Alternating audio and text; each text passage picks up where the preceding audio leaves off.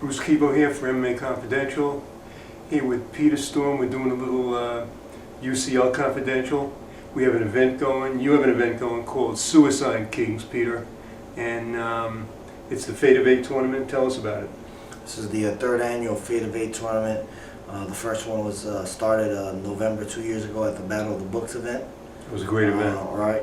And then it concluded last year with me in the finals. I lost in the finals. Then on that same night we started the next FATE of EIGHT tournament, and it ended up earlier this year. So here we are, another November month and another tournament. And everybody loves tournaments. And loves tournaments, yep. And you're fighting your student, Jerome Mickle, who was the UCL champ, right. Undefeated, 9-0. Former student. Former student. Former student. How did that come about, man? Well, listen, in life I've learned a lot of lessons, and I've learned humility and self-respect and just how to appreciate things in life. And he hasn't learned those lessons yet, at 25 years of age. He came to me last year when he just came out of jail, and he wanted to resume his training with me. And he told me, he said, listen, all I have is fighting. That's what I want to do. I want to fight, I want to, that's what I want to do in my life. I said, all right. He had no money, so I never asked him for anything. Even when he first started training with me a couple of years back, before he went to jail, he paid for like 2 months and then had no money. But I kept him with me. I kept him with me because I felt it was the right thing to do, to give somebody a chance, to see their potential. So, I never asked for nothing in return. I was his trainer, his coach, his mentor, his sponsor, everything. Whenever we went to another school, I paid for his mat fees.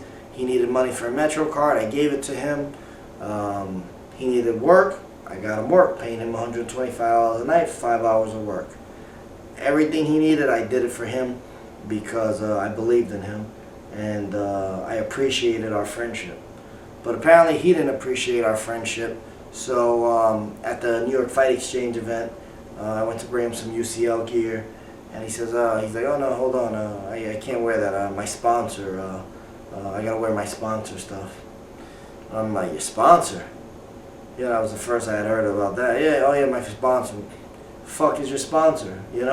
I train you, I take care of you, I pretty much do everything for you. The only thing I don't do for you is chew your food. So. I was just like taken by that, because a year ago when he came out of jail and he had nobody, he came to me and I was there for him. There was no sponsor for him or anything, but he went and he did what he was supposed to do. He did his job, and his job was supposed to beat people and knock them out and stop them, and that's what I trained him to do. And he's been doing it. That's what I did. That's what he did, and he's 9-0. Knocked out his last opponent. TKO the previous opponent, James Finaro, pro fighter. And so at that event I just kind of just walked away from him, and now here we are. He's got the Division A title belt. He's fighting in the first round of the tournament. He was supposed to fight Irish Todd. Irish Todd couldn't make it, so I stepped in. You got to admit, it's going to make this November 17th even more exciting than ever. Oh yeah, absolutely. Yeah. Listen, it's the old student against former student against teacher versus teacher versus student. Yeah. Old lion versus new lion. Yeah. Best friends, better enemies. Yeah. The cliches could go on and on. But listen, at the end of the day, I'm a fighter. So now my way of showing him how I feel about him is to take him in the ring, to beat him up, and choke him out. And that's what I'm going to do. Cool. So this is going to be an exciting fight. Everybody knows it. He was the last year's FATE of EIGHT tournament winner. All right. But you got some other fighters coming in. Tell us who's coming in. Rashad Clark, right. Mike Brown. Tell us about That's it. right. Yeah, we got Rashad Clark and Mike Brown. They're they're squaring up. This is going to be a rematch. Last time they fought, it was like a little fluke. Rashad's shoulder got popped out in the middle of a scramble. I remember that. In the middle of a scramble. Yeah. They stopped the fight. Mike was declared the winner, rightfully so. But here they are. They're both with 500 records. Mike Brown's got a 3-3 record. I mean, Rashad's got a 3-3 record. Mike's got a 2-2 record.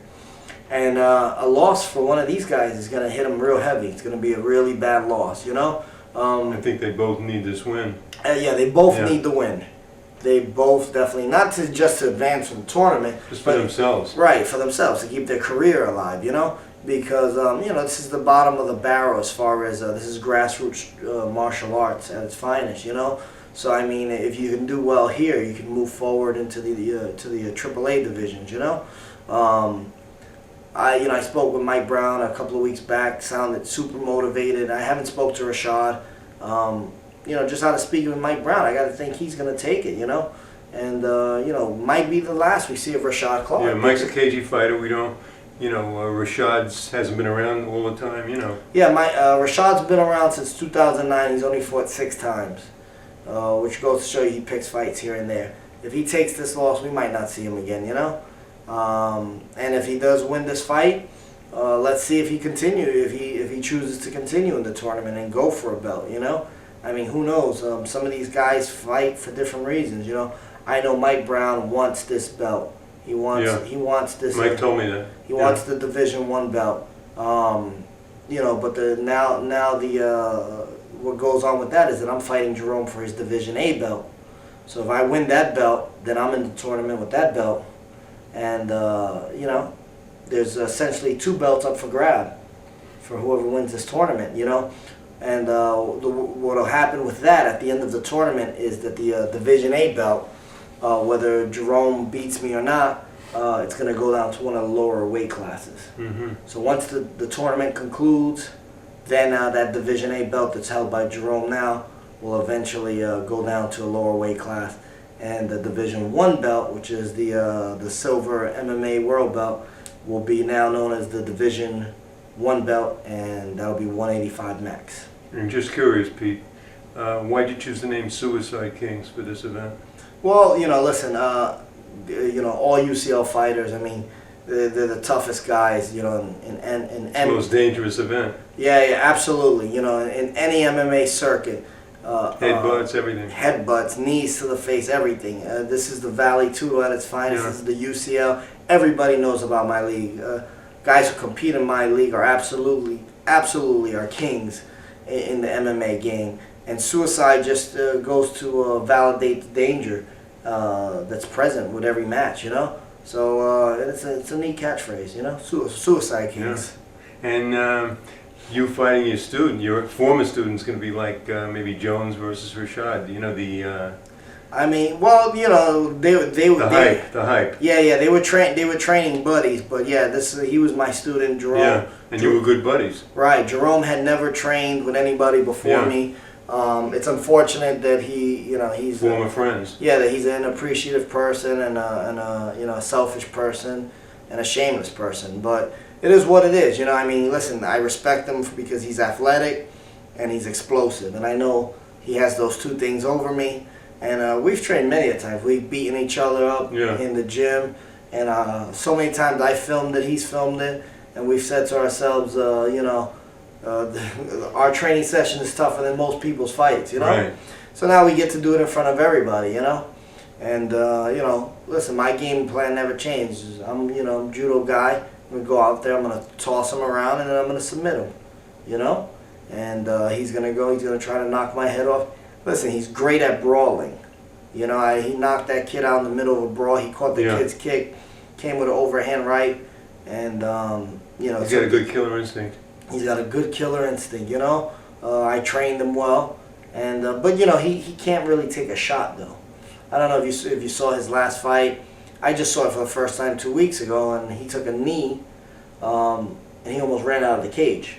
So I was like.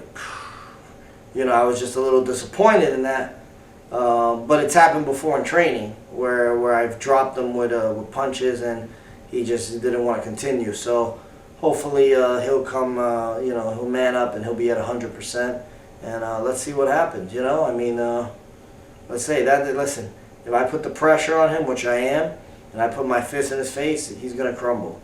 You know, the trick is I gotta get to him before he gets to me. Hey. May the best man win. I hope you guys chill out, become buddies again.